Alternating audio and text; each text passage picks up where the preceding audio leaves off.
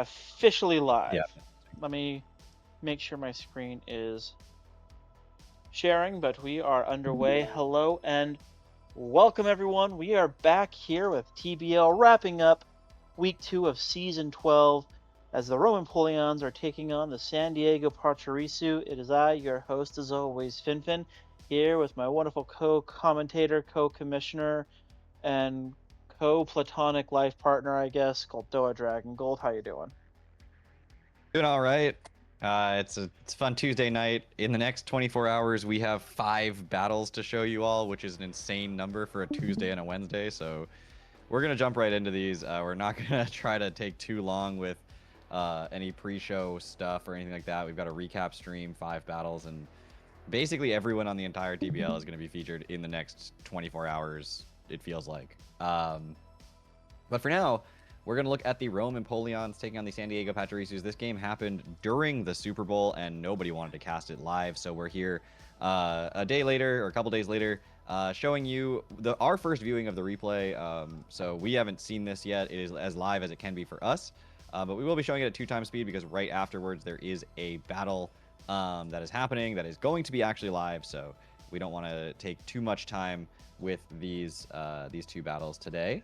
And then as a reminder, tomorrow there's the recap stream, and then 3 consecutive battles starting the recap stream around 3:30 p.m. Eastern time, I would assume. And then the battles are 4:30, 5, and 5:30 p.m. Eastern time. So tons of content coming your way. Yeah, I really appreciate the proactive scheduling, but man, y'all are kicking my butt. I have to make slides for every single one of these in the recap. Oh, great. Just great. But yes, we're going to jump right into it. Roman Polions coming in 0-1, -4 after a rough showing, which is basically Zapdos versus a World. Zapdos wasn't able to make the push, whereas the San Diego Pachirisu is coming in off a great win over Addy last week with some very creative sets. They are 3rd in Scarlet, so this is a Scarlet League matchup. If Roman Polions are able to take the win, it could really shake things up from a standing point, because with a win, I believe everyone in that conference will have at least 1 win on the season, whereas the San Diego Pachirisu look to be the only undefeated team, barring the Canadian Heritage, winning later tonight. So be interesting to see. But to Gold's point, we've already got the replay already keyed up, so I'm just going to go ahead and switch us over. And Gold, if you're ready, we're going to get underway. Yeah, let's do it. Let's not speculate on anything. There's no reason. It's not like these coaches are sitting here with us right now, so might as well hop. Do you know who is sitting there with you? And Elisa. Elisa's over there. But yes, the 2 teams coming this week for the San Diego Pachirisu, it is their view that we are watching. We see an Okidogi, Goodra, Galvantula, which is the lead, Talonflame, Hisuian Samurott, and Urshifu Rapid Strike, whereas Aaron is bringing Palafin, the love of my heart, Uxie, Ogerpon Teal, Gastrodon, Archaludon, and of course Zapdos.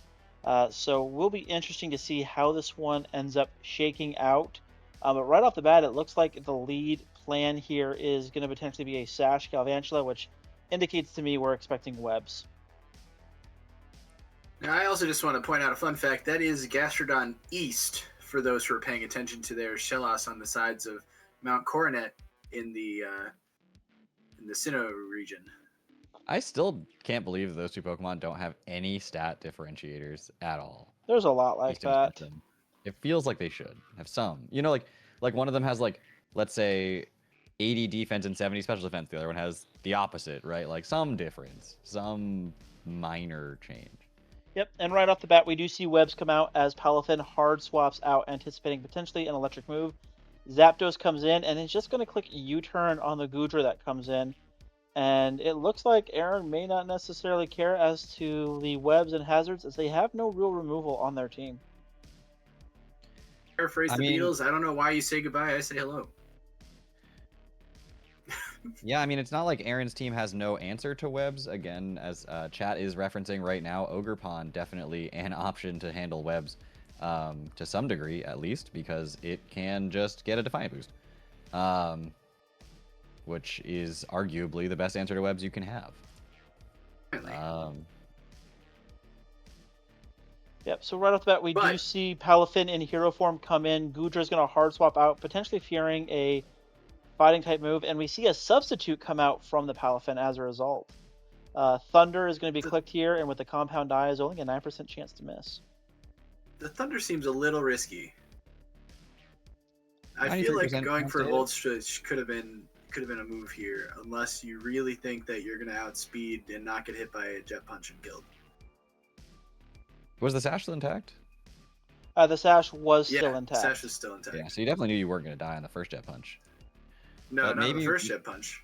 Maybe willing to just take the sack here. With the Yeah. Galvantula did its job, there's no removal, so hazards are there to stay. Yep, hazards are there to stay. Hazards are up, not seeing any of the removal options. It makes sense, and ultimately we see an interesting set because while it is substitute Palafin, there were no leftovers popped. So right off the bat, we normally have the sets. Because I'm watching the video, I don't currently have the sets pulled up to look at, but I believe that indicates to me very likely a punching glove Palafin. Yes, that would be good against this likely flame body Talonflame as well. They're not risking it, knowing this is a Terra Captain though, and just saying, "I'm getting the heck out of here." Yeah, Terra Captain outspeeds, options Gale to... Wing's still intact as well, if not Flame Body. And to continue the misses the trend, the Willow. third Will-O-Wisp we've seen miss this week. It's a good thing I'm not running that. Joe checks sets. Check sets. Oh shit! Switch it! We see the Goodra looks to be the consistent. More. Oh yeah. I actually have no idea. I haven't looked at my sets in like an hour. I don't remember what's on them. Since you started But trying back to into the Palafin. Yeah, exactly. Back into the Palafin, onto the Goodra. Into the Goodra. I wonder if we're going to see a Drain Punch here or something a little stronger. Possibly just Yeah, now another the Talonflame doesn't substitute. resist something like close combat. But Drain Right. Punch, I don't know if Drain Punch is... It's still weaker than close combat even with a punching glove, but it would mean that you can't get hit by a Rocky Helmet or Flame Body or something like that, so... Yeah, I think the big thing is just the recovery and then protection. It does less damage, but if you're going up against an HP wall, be able to get a lot of that health back can go a long way, especially if you're going to keep throwing up substitutes. The Talonflame should outspeed here. Obviously, the Terra Grass going to protect it from the Jet Punch, make that not a tempting option. Ice Punch still definitely a big threat for this Talonflame, but it'll be able to break the sub before that happens. Huge crit. Crit mattered, for sure. And there's the Drain Punch, Just does see a less Drain than half. Punch. It doesn't fully 25% recover the Palafin's HP here, so it can't make another substitute without, using a little more HP than last time. We do see Willow get selected here. Be insane read from Aaron to click substitute again, but instead just going into the Zapdos, the safest play. I mean, Willow was free Substitute of wouldn't fucking- help because Willow is faster. That's true. It is faster, so the substitute wouldn't. I get that. I was getting that flipped up, but Zapdos safely coming in here. I don't think it cares at all, but Goodra Not just really. seems to be the consistent answer. Yeah, I mean, if you're gonna take 6 damage from a U-turn and heal it all back. Yeah, Well, the leftovers funny- literally making it do 0. Well, what's funny is it was doing less than leftovers before the burn, so it makes no difference there. We So see you the see- Drain Punch come out. It does 50% to this Goodra. Goodra, though, did just click Acid Armor, so it's going to take only 25% from the next Drain Punch, and it's got a Body Press now. That can do a lot of damage. Indeed. I wonder if a second Acid Armor makes sense. One of the big things here is even though Palafin is -1 speed from the webs, Goodra's still underspeeding it. Oh, this thing's about to get encored. Yep. And it looks like Rotom also knows that. Sees the writing on the wall for the setup set, gets out of there immediately. Yep. That's a T-Shed special right there. Encore Yuxi, Encore Mons in general. Yep. That's And- a T-Shed Encore's special. always He good. loves that. Mike, Palafin's got a base 100 speed to base 60, so if Palafin's got speed investment and Goodra's got none, that -1, it's gonna really have that impact. And we see that this is a Terra Fairy setup, and this is a bit of a precarious situation because this is scarfed. Mm-hmm. And nothing really wants to swap in here. Correct. No, all of a sudden, we see the San Diego Pachirisus really struggling to find an answer to this Uxie straight up. Like, you have 5 Pokemon left, and it feels like none of them do anything. Electing to just go for another Ceaseless Edge. I wouldn't be surprised if we just see this Uxie not even care and then maybe get a large chunk of the health back with either a Draining Kiss or something along those lines.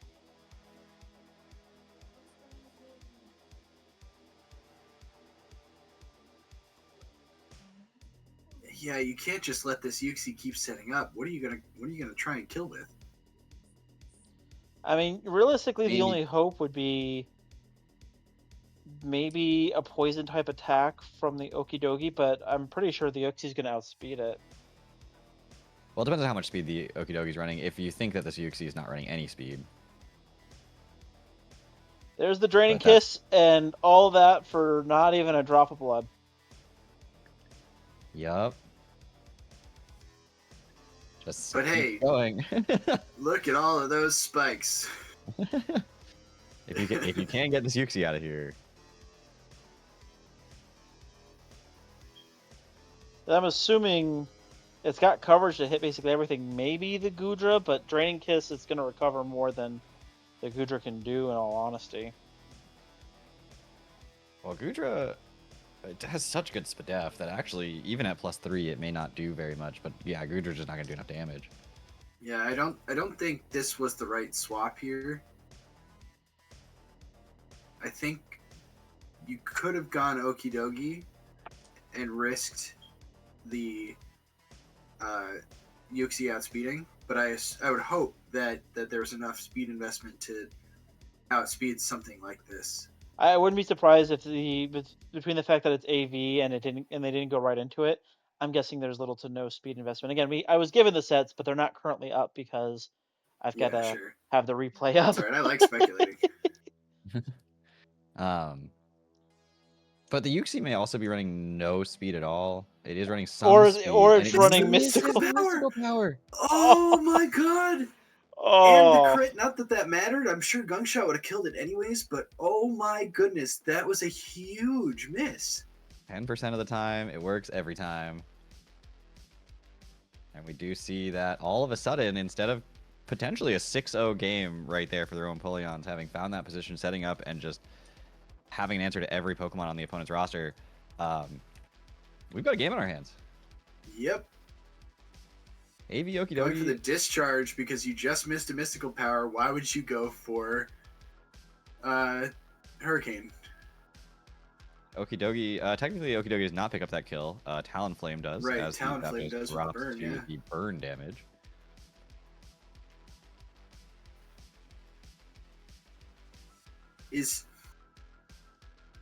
Unfortunately, Talonflame is still dead, yeah? A Curse Gastrodon here. Yeah, that's a fun set. Yeah, unfortunately, I think Trailblaze just, especially after the damage from the spikes, it's still going to hit like a truck. This our Chaladon about to get a defense boost here. I don't know. Probably hoping to. Gonna matter? Maybe it is. It actually might matter. It'll be interesting. +1 defense, maybe like a Choppleberry set. Could be Choppleberry. Yeah, I'm curious what the game plan is here, just because the more this thing gets hit, it's going to become a very annoying wall since there's not a whole lot that's in a position to do something against it. Goodra's going to come in here, and we see a Thunder Wave come out, so this Goodra really going to be slower. Slower than everything. Well, forever. I mean, it does have Swords Dance. It does have sticky webs on the other side, so. Swords Dance or Chaladon? I didn't even know it learned that move. I'm gonna be totally honest. Oh, we see the Earthquake come out. That is huge damage. It should live one more. Yeah, you gotta go with the body press here. Right. Is a choice, but the reason you would switch out the Urshifu earlier is because you were worried about a Chople, right? No, really why would you go for another? Another. Oh, Oh. that was a misclick, I believe, with the acid armor for a third time. Earthquake should still pick up a kill here. Yeah, you Yep. got to go for the body press Yeah. on that one. 100%. Yeah, body press was really free there, just to Yep. Pick up try a to kill. get this kill or at least put it in range. I mean, if Yeah. it has Chople and like +1 defense, maybe survives, but you have multiple mons that can kill it from there.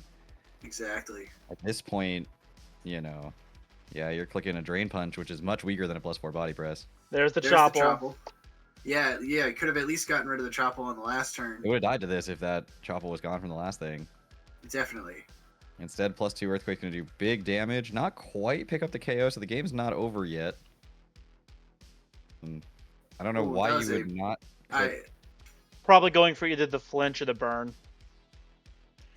Sure. I mean, it still feels like Archaludon, you just need damage on it, right? Like, right. Urshi Because you Rapid just is need to your be able best to answer kill, here. Like, kill with it's the close best mon you could have combat. last, for sure. And there's still webs up, so even when the Ogerpon comes in, unless it's scarfed, you can click Ice Punch. This thing probably lives a hit from Palafin. You know, yeah, Yep. it outfeeds the Ogerpon. Gives you at least a chance to Ice Punch it, so... But now that you're close combating, you're not even killing because of the other attacks. If you had gone for the Drain Punch there, or the body press. Avoids the Oh my T goodness. wave. Oh no. Oh my goodness. What else is still alive? This is the last mon. Why would you go for Thunder Wave? Just start attacking. Yeah, you've got it might have been to punish if they try to go for a Swords Dance or a Trailblaze to set up. Surging Strike's going to take out the Archaludon, and importantly, that is the third kill for the San Diego Pachirisu. So they do manage to prevent the 3-point game with that that kill there. Yeah, which I think the biggest thing that prevented the 3 points for the Roman Polions is going to be that mystical power miss. Oh, 100%. That was absolutely the game there. Game changer for sure. But that's the mountains we play. Those never tell me the odds. Oh, the Ogerpon's going to live just by that little sliver there. Bullet Seed comes out, picks up the kill thanks to the Defiant boost. And that is going to be a win for Aaron. It's a 3-0 victory for Aaron. That is 2 points for Aaron and 0 for the San Diego Pachirisu. So pending the result of the final battle of week 2,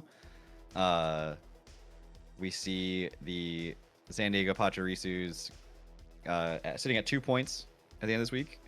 And the Roman Polions also now sitting at 2 points at the end of this week. Both of them 1-1 -1. Yep, and I believe Aaron mentioned that they were wanting to join us real quick. So see if they're able to hop in. Yep, there we are. We are joined by Aaron, the winner. Hello. Hello. Hello. So, stressful match. Honestly. And by the way, I don't blame the mystical power myth on hacks or anything. I blame it on myself. Getting greedy. Right before the match, I changed Psychic Noise to Mystical Power. Like 5 minutes before. Gotcha. Yeah, because I think the Psychic Noise, it just sweeps at that point. Yeah, I won. Oh yeah, that was definitely the MVP of the week. Definitely had a chance to sweep there. Playmaker does address in chat as well, though, at the end, that close combat does more than Ice Punch to an Ogerpon, and potentially would have gotten the KO had the close combat been calced and picked there. Though I do think Palafin probably was going to win once it had enough minus defense boosts from close combats, so I think you still would have had it, but it could have picked them up a point this week. Yeah, but because as soon as I noticed Samurott was choice scarf, I was like, Yuxi wins. Yeah, yeah, absolutely. Because I was enough speed on Yuxi to speed Samurott. I mean, at that point, it was just kind of a matter of, just draining Kiss, recovering from whatever point there, and, in theory, but Uxie's outspeeding just about everything. So as long as, that last hit hits, Uxie absolutely just devastates and wins. yeah, and the reason why I ran Oh, no. probably dumb reason that I changed Psychic Noise to Mystical Power was because I wanted, because against Gudra I cannot Calm Minding. So I'm like, I at least get some boosts against it just by hitting it.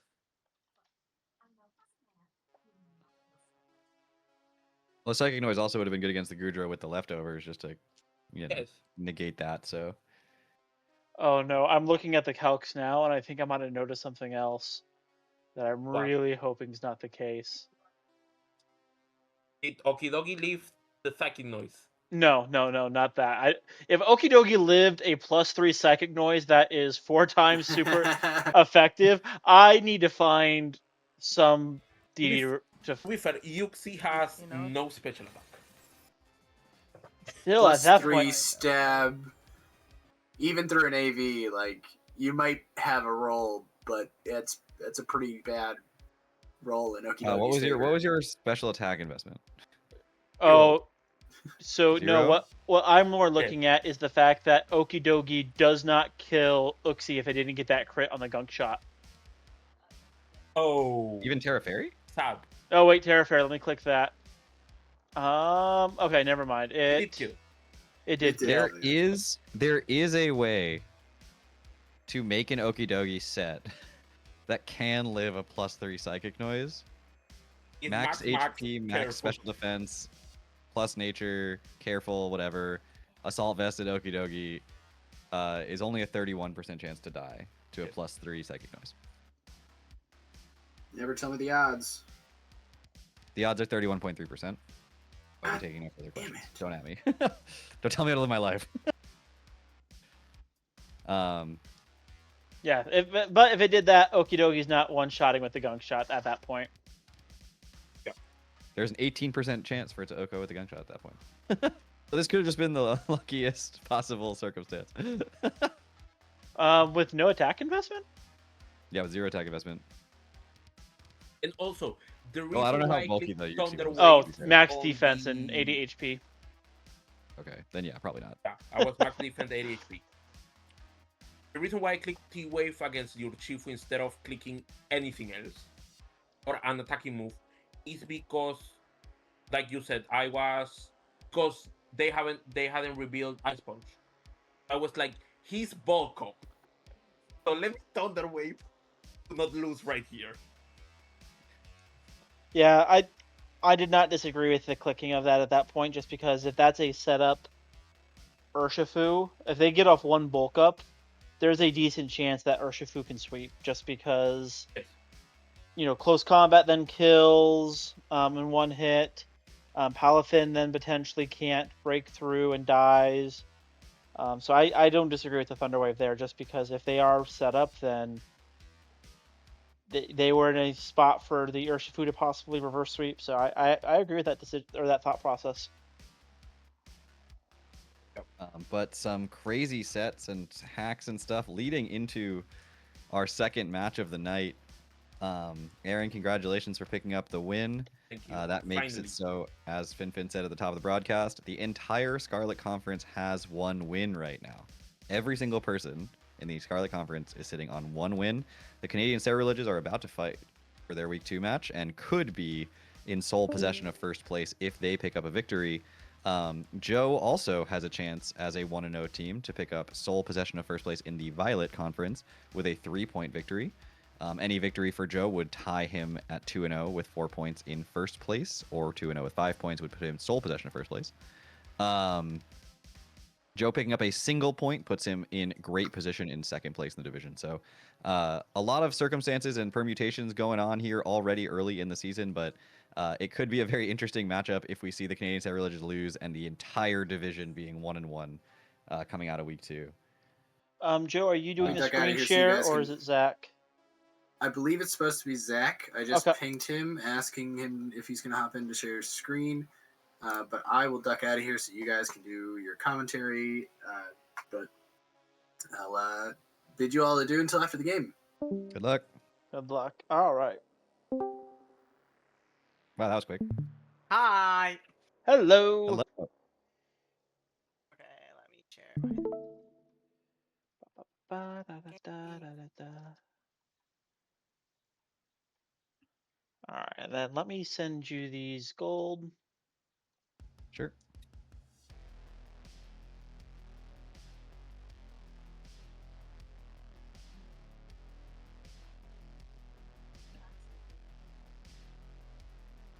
All right, folks. So we are getting things set up on our end here just to get the next game ready to go. This is, as we have mentioned a couple of times now, a matchup, a cross-divisional matchup. This is one of the two crossovers that happen weekly. And this week it is the Boston Red Rocks taking on the Canadian Sebru Ledges. We have Zach here with us. We will be deafening Zach momentarily so that we can do a little bit of pre-game conversation, and then we will jump into the match itself. As a quick reminder, before even going that far, I'm going to keep saying it because it's crazy to me, but we have 3 games tomorrow and the recap stream. So we are going to be on from about 3:30 Eastern time all the way till about 6 or later Eastern time, depending on how long these matches take. So please come check that out and support, because it's going to be exhausting, but it's going to be a lot of fun. So maybe I'll be the one that's most exhausted because I'm doing the recap stream, then I'm battling, then I'm commentating the other 2 games. So I just need support. I just need people here. Anyway, Zach, we are going to have you deafen at this point so that you Okay. cannot hear us if we do talk about anything specific, and we'll go from there. Good All luck right, to you. bye. Bye. Good luck. Thank you. All right. As Goldo was mentioning, as I mentioned earlier, and as we've been referencing a number of times tonight, Battle of the Undefeateds. They both picked up solid victories earlier in the week 1. So both teams have a chance to potentially be first place and sole possession of first place within their divisions and conferences. So going to be very interesting to see how this goes. Taking a look at the Boston Red Rocks team, they are led by Terapagos with their Terra captains of Rhyperior and Zebstrika. They also have Enamorous Eye, Jirachi, Hydreigon, I always pronounce this one's name differently every time. Cincinnati, however you want to Cincinnati. Cincinnati, yes, thank you. Cincinnati will be how I refer to it from now on. Wheezing, Keldeo, and Brambleghast, whereas the Canadian Slayer Ledges have their core of the combination of Gholdengo and Darkrai. Terra captains are Chestnut and Glastier, a mon that Goldoa cannot stand. He hates Terra Glastier, refuses to use it. Also has Lycanroc, Ursaluna, Rotom Wash, Cyclizar, Galarian Slowking, and Granbull, the worst fairy in my opinion. I am a hater. Sure. I mean, I'll be honest. I think Glastrier is a better fairy type than Granbull as well. It Terra fairies very, very frequently, and looking at this matchup, would not surprise me if that was the chosen Terra type for it here. The only downside, being that Jirachi, becomes super effective, but it's already super effective. So like, what's the issue there? That raises a good question, Terra Gold. Glastrier.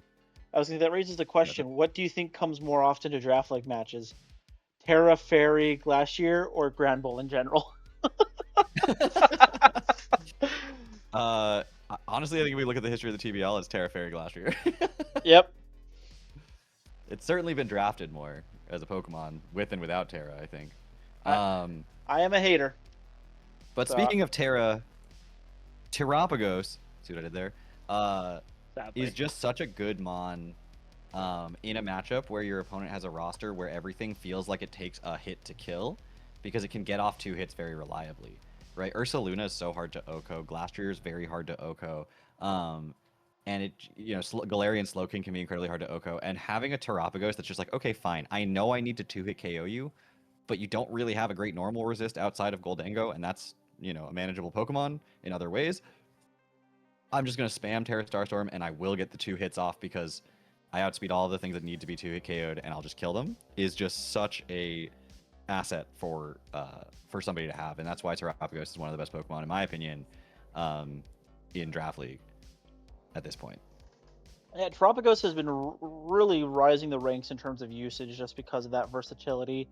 The options that it has, strong moves with a normal type Mon can go really hard. But on the Canadian Series Ledges, let's not discount some of the interesting options that they've got here as well. Like you said, Goldango being a good Mon to come in on the Terrapagos. Terrapagos does get Dark Pulse, but a bulky Goldango can kind of just disregard that. And between its status moves as well as it getting Recover, can be a reliable swap in. And I'll be really curious to see which of the Terra Captains come in this week, just because taking a look at Joe's team, they don't like ice type attacks. You've got Jirachi, you've got Keldeo, and Keldeo isn't all that bulky to where last year it looks like it could be very menacing, especially if it, is able to pick up a kill, high horsepower to deal with the Jirachi, Terra Fairy as an option, like you said. Like, I'm very curious to see what this last year does against Joe. Yeah, well, let's not delay any longer. Let's let these coaches get going. Tell me when you've got the layout set up so I can. You can go ahead and tell them the they can team start go this searching. I point. just got to move the Mons over. I got Zach's team a little bit later than normal, partially because we started early for the recap stream. All right. Yeah, we're going to jump into this battle. Of course, the last one we played at 2x speed, and that was in some ways very lovely. This one will be played at regular speed because it's happening as we talk. We cannot speed up real time. We're still working on that here at the TBL, but we're still something we're not quite there on at this point. Nope, but taking a look at the teams that are coming, we do see the Boston Red Rocks are rocking with Terrapagos, Jirachi, Terra Captain, Rhyperior, Hydreigon, Cincinnati, and Keldeo. Whereas on the flip side, we do see Goldango, Darkrai, Galarian, Slowking, Glastier, Lycanroc, and oh my gosh, a Granbull makes a wild appearance. Surprise! But honestly, shockingly bulky Mon on the physical side, thanks to Intimidate and a pretty good Fairy typing. So, carried by a couple of factors about it, maybe, but if it has a good matchup, it has a good matchup. And I've always said this, and I stand by it, and I will defend this to the end of my days. A Pokemon that is low tiered is not bad necessarily. It just has fewer matchups in which it is viable. And so Granbull, I'm never going to sit here and say Granbull's unviable and completely unusable, but it is very rarely going to actually be the best choice. I was going to say, I thought you were going to do a speech on no Mon is actually bad, and I was just going to be like Kartana. Kartana is unviable. Kartana is unviable. I was going to say, is walled by a Torcat. Literally just have fire type equals Kartana, not scary. And sometimes it's have Pokemon with fire type move equals Kartana is not scary. But Kartana is a Terra Captain, though. Never happened, so we'd have to see. You would ban that so fast, not because it's a threat, but just because you're like, I don't want to give anyone the satisfaction. Yeah, no, this Mon deserves to be bad. Let it be bad. So right off the bat, we all see right. Goldango taking on the Hydreigon as the leads for these two coaches. Cool. I didn't even see what the Goldango clicked. It clicked so fast. Looked like a Dazzling Gleam, though. I would imagine, based off the movesets it has here, we do see a substitute for the Hydreigon come out. It is a leftover set. And getting some information early here, as I don't think you really ever risk a Hydreigon staying in on a Mon clicking Dazzling Gleam, especially if it's got a high special attack stat like a Goldango. No, I mean, it's dead. It's dead to a Fairy move, for sure. The problem for Joe here is, what do you go into in terms of actually stopping the Hydreigon, not the Hydreigon, the Goldango from, Goldango's actually got a very good matchup overall here. Joe choosing to see if another Dazzling Gleam is clicked. He gets that information. He knows it's not Choice Scarf because he is outspeeding it. But I'm curious why he would sacrifice more HP. Maybe wanting to bait to see if they were going to go for an overread and click a status move, but I'm very curious because I can see one of Joe's sets. I think if they were to make a very particular swap, things could get really interesting really fast. And I will say, having talked to Joe about this matchup in advance, that is 100% part of his prep. Is planning for this exact scenario with that situation. Do we see the flinch? We do see Dark Pulse. We do not see a flinch, and Joe's just gonna let the Hydreigon eat it here. That's very surprising to me that you would just say, when you have prep for this, that you would just say, I'm willing to let the Hydreigon just go down.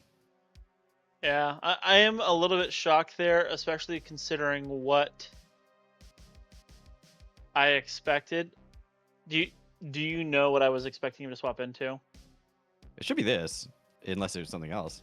I was wondering if they would go into the Keldeo. Not yet. That's a little too soon, but this Jirachi with Imprison and with Shadow Ball will stop the Goldango from being able to actually attack it effectively. That is a wild set and plan there for it.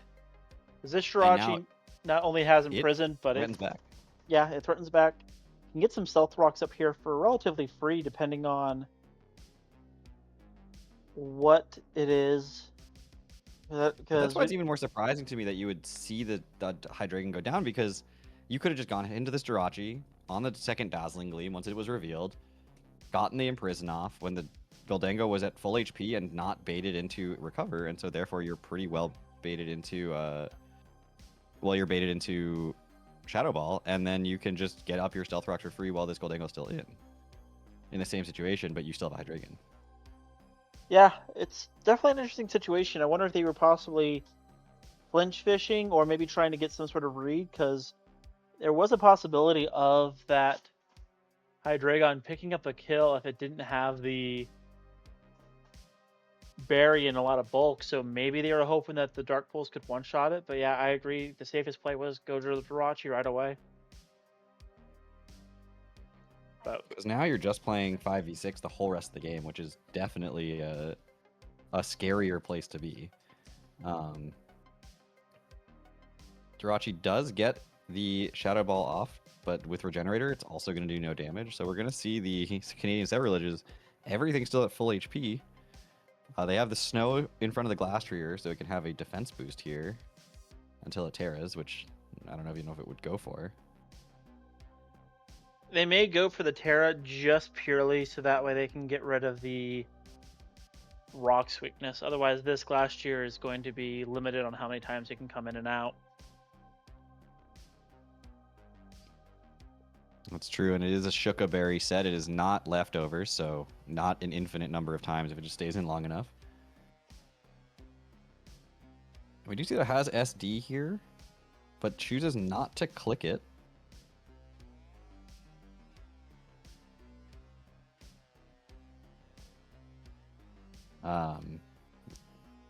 Joe may have drafted a Zebstrika, but Zach is saying, I've got Zebstrika at home.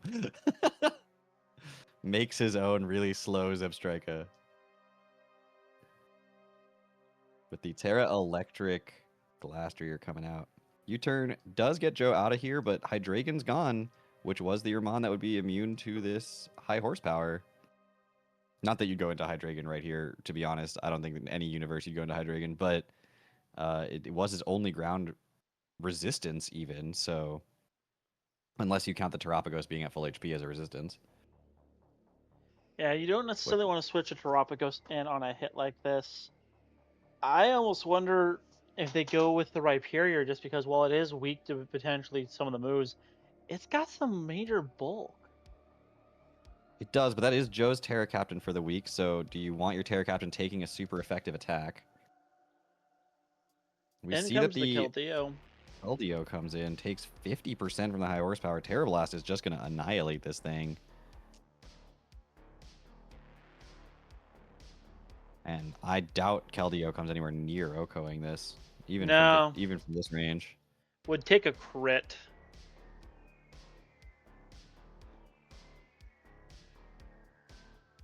Even then, it Just takes a crit max roll. Yeah, I mean, Glastrier is very bulky, and that is one of its best traits. Keldeo, of course, does get Flip Turn, but doesn't have it here. And this is a very safe switch into the Slow King here as well, so there's really no reason to risk the Glastrier at all. Even with the possible Calm Mind. We do see a Surf just comes out from the Keldeo. Does not come anywhere near KOing here. And we are going to see the Glastrier pick up a kill. So even though it's an ice type that turned into an electric type, it's still the fairy type with the most kills so far. Very curious to see what the game plan is here for Joe now.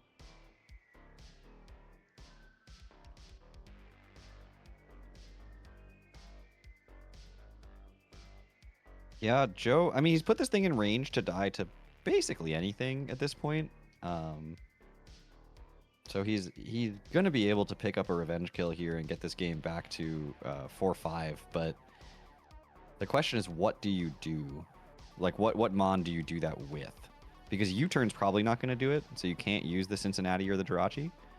I almost feel like you have to go with Rhyperior here. Terapagos would be fine. I think there's no downside to Terapagos. You know, just going for a Terra Starstorm and just saying, like, if Goldango comes in, it comes in. But I don't disagree that the Rhyperior feels like a completely reasonable play. Just because Earthquake, even through a Shuka Berry, should kill at this range. I can see the future. Oh, no, just a lovely Team 4-star reference. Yeah, no Terra yet from Joe, hiding that for a little bit longer so that, you know, he can use the fact that it is a resistant change with Solid Rock, can really keep a Rhyperior around a lot longer. And since this is a Swords Dance set, it's good to have that option in the back. Now we do see the Willow clicked by the Darkrai. If Joe went straight for Megahorn here, he's got a Lumberry. And he will just shrug off a Will-O-Wisp, even if it lands, which we know this week it doesn't always. And he would be able to just fire off Megahorn and probably just kill the Darkrai, and that would just be a free KO for Joe in return, after having given up his own Dark type. But we do see the Will-O-Wisp connect into the Jirachi here. Jirachi taking a little burn, but I don't think that's going to be the worst part of what it's about to handle coming in against a Darkrai. Yeah. Kind of surprised they went with the Jirachi. I'm wondering if they're just letting it potentially get sacked here. It does take big damage, but not lethal damage, as it goes for a U-turn and gets itself back out again. But what is your answer to this? Like, Cinccino is not going to outspeed it unless it's Scarfed. Terapagos obviously certainly is not going to outspeed it unless it's Scarfed. Honestly, I think you just got to go back with the Rhyperior play. Now that you know that Cinccino comes in. Don't click tidy up. Please don't click tidy up. I mean, we know this thing has Willow now. I mean, what is Cincinnati doing to it here? Tail Slap might be lethal. Not risking it, electing to go with a hard swap into the Goldango. We do see the tidy up. That's an interesting play there.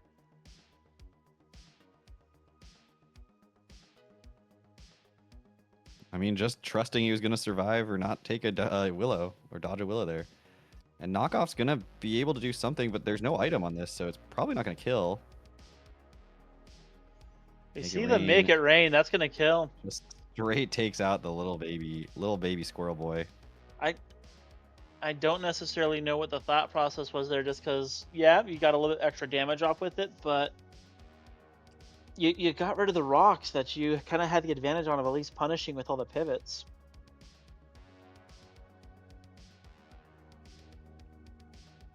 Now we see the Terapagos come in here.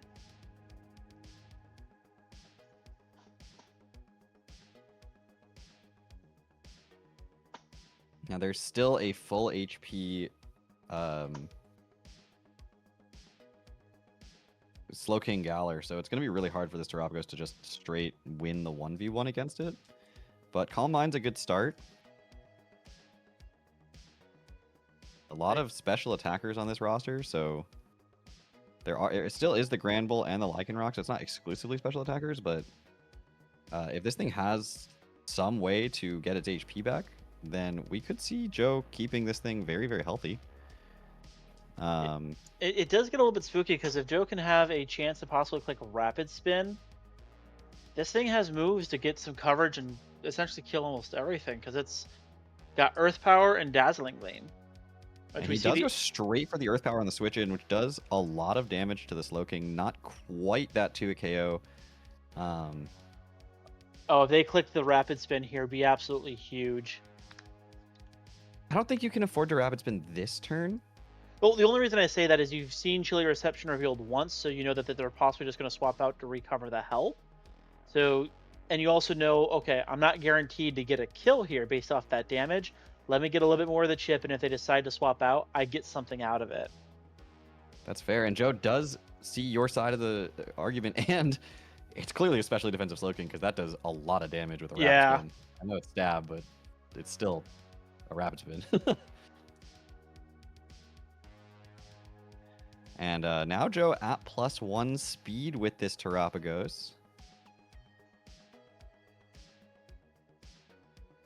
Endeavor on the Grand Bull.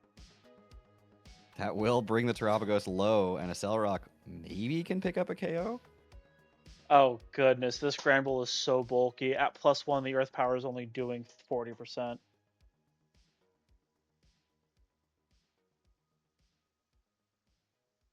But you kind of need it to take damage before you deal damage out to the Terapagos. Joe actually saying, I don't want to deal with this right now. I would like to go into something else to deal with this Grand Bull. And has chosen the Rhyperior. Super Fang comes out, but misses. There's the 90% accurate move that missed since the Willow was going to connect. Do we see them elect the Terra now? Not yet. Swords Dance does come out first, and we do see that the Rhyperior outspeeds the Grand Bull. Interesting. This time Super Fang does connect, but Joe holding that Terra close to his heart. Yeah, this is interesting because nothing wants to come in on an Earthquake here. No, I think Earthquake is picking up 1 kill. Yeah. I do think that things come in and can revenge, but I think Earthquake's getting 1 here. And down goes the Grand Bull, which is interesting because that was one of the better options for the Terapagos. Terapagos later. Yeah, Terapagos still very healthy. Joe managing to retain that quite well. Just for everyone's reference, in case you've lost track of it, Joe with 3 Pokemon remaining is only eligible for 2 points with a win here, whereas the Canadian Sabrileges still have 4 and could still pick up the 3rd point if they manage to get all the KOs with another Pokemon going down.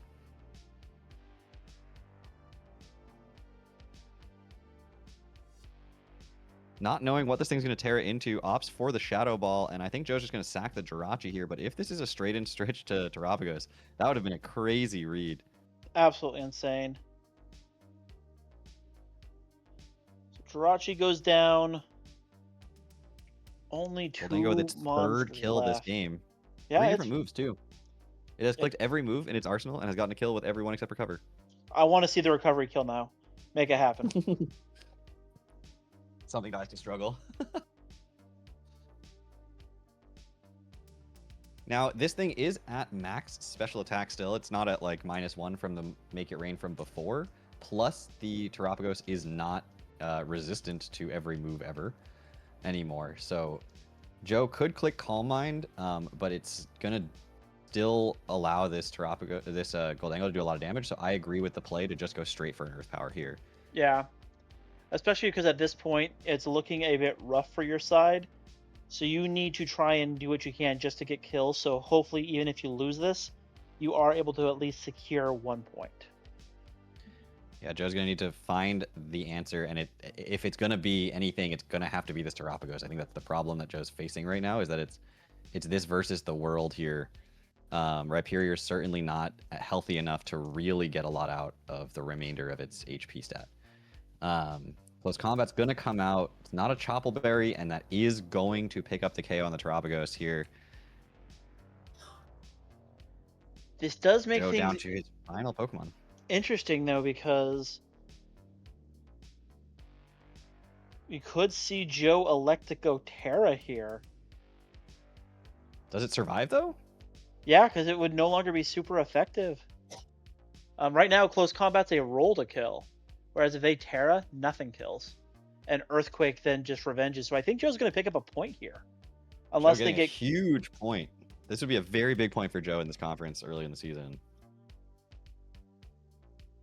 Yeah, and I think the Does Zach go for that late game Terra Grass here. Close Combat's going to come out, and as Fin said, not come anywhere near getting the KO here.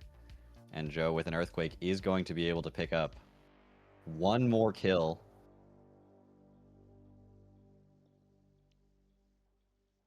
And obviously, I think Darkrai is going to come in and click Dark Pulse here. You certainly don't go Slowking first, but all right, show me that Dark Pulse miss. click Willow. Click Willow, you won't. Honestly, I'm wondering what happens with this game if earlier in the match we see Joe click Mega Horn instead of swapping out on that Willow. Let's go. We got a point. I shouldn't have gotten a point. I played real bad. Oh, We are joined by both coaches at this point, so congratulations. Nice to the win, Canadian bud. Cyber Legend. No GG's, dude. I did not give you a good showing there. I played real bad. No, I feel you. can you do that again next week? No, you know I'm gonna bring my A game against you, Fin, even by accident. No, that was a fun one for sure, because you put me in a bind from turn one. Yeah, I had that berry. I knew that berry. I knew Hydra was gonna be an issue, so I was like, okay, let's put Cobra on this guy. Yeah, and I knew you were gonna be Colbert too, but I was wondering if I could bait you into not clicking Dazzling Gleam. Oh, I was hoping you were trying. I thought you were trying to bait Grand Bull switching. This is AV. It's AV for the guy. I was like, Yeah, I yep, figured. go into this. I was hoping you would flash cannon, making the read, and I just. Oh yeah, no. Yeah. What else was I thinking there? Because there were a couple of times at the end on the Super Fang, after it missed the first time, I should have gone Jirachi. I should have sacked it then. That would have been way smarter. Yeah, for sure. I probably should have attacked instead of switching out the Terapagos. Yeah, I was surprised you swapped. I was like, oh, we take Yep, this. I swapped and I said out loud that was a mistake. I shouldn't have done that. Yeah, I was like, that was just not my best play there. I could have just kept attacking and I probably would have been fine. That Terapagos is an issue, dude. I tricked him on my Slowking, and I was like, oh, I might Trick Room, but I want to see if you're gonna increase your speed. Did you like my Jirachi? Yeah, that was sick. When you sent it in right away, I was like, what? I was like, what is he trying to do? I'm just gonna click recover. I really wanted you to click Shadow Ball there, but even still, like afterwards, you had Make It Rain, Dazzling Gleam, Recover. Yeah, I saw that set in Mox, so I was ready for it. And I was like, what's a way to single-handedly beat Goldango with a Jirachi? And whoever I was prepping with, JG or Tishan at the time, was like, that's a great set. I'm like, hell yeah, let's do it. No, that was sick. That was heat. Gold was confused you didn't switch into it right away, seeing them click Dazzling Gleam. Again, I was trying to bait not Dazzling Gleam. Yeah, because it would have been my luck that on the third one, Zach decided to go switch to Shadow Ball instead, and I swapped in hard onto Jirachi, and everyone's calling me out as being an idiot in the chat, being like, "Why did he switch into Jirachi?" And I go, "There you go." So it was a mental game at that point, and Zach won it. That's all. Yeah, I did not see that set coming. Yeah, no, props to you. That was a great match. You brought great sets. You have a great team, by the way. Yeah, I know. I love my team. Yeah, thank you. Joe, actually, the thing that I was screaming the most during the match was as obviously as we were watching, we knew what was happening. But when the Darkrai clicked Willow into the Rhyperior, it was for Zach's information. This was a Lumberry Rhyperior, and so yeah, but I screaming, died click to Mega any Horn. special move. I I screaming, died not. to Mega any Horn. special move. You did not. What do I live? Any of them. Sorry, I dive from any Specs move, which is what I was afraid of on the Darkrai. I didn't even remember Darkrai got Will-O-Wisp. Like, why would he need Will-O-Wisp? He could just kill me. I don't even burn your guy, okay? Your Terracotta is scary, brother. It is a scary fucker. I don't disagree. I actually really like it so far. No, The fact that it lived that close combat from half HP, even like that's a choice band Lycanroc, yeah? No, it was I had a Chople Berry for Keldeo. I was so expecting that Keldeo to be alive for a long time and try to vacuum me. So I was like, Chople Berry. Also, Chestnut did numbers on my team, so I was way more prepped for that than I was the Glastrier. No, I just wanted to win the horse this week. I'm not gonna lie. I was like, just change it up. Let's win the horse. That, if I had watched your first match, maybe I would have thought about that. Oh yeah, no, I brought Chestnut the first week and it did crazy. So I was like, he's gonna prep for that. But the Canadian Several Legends, congratulations again for picking up your second win this season, going to 2-0, and getting to 5 points, sole possession of first place in the Scarlet Conference, a conference of 1-1s, and you. Meanwhile, Joe, congrats for picking up that point. That was a huge point for you. That is the difference between fourth place and second place in the division. Was that 1 point? And we'll take second for now. Coming into week 3, like controlling your own destiny in many ways in terms of facing a person who's tied with you as well. So a lot to talk about. We are going to jump off though today because we are going to do the recap stream tomorrow. So we don't need to talk about all these scenarios and everything now because we're going to do that later. But congratulations again to our 2 winners today, the Roman Polygons and Canadian Sarah Ledges. And we will be back again tomorrow, 3:30 p.m. Eastern Time, roughly, starting that recap stream. And then 4:35 and 5:30 Eastern Time are battles on Wednesday, which is crazy work. I don't know who approved that and how that happened, but here we are. Again, thank you all so much for watching. As always, in the TBL, we are so excited to bring you this season, and we are getting. It feels like we're getting to the middle of the season. We're getting to the meat of it. I'm excited. Take care, everybody. See ya.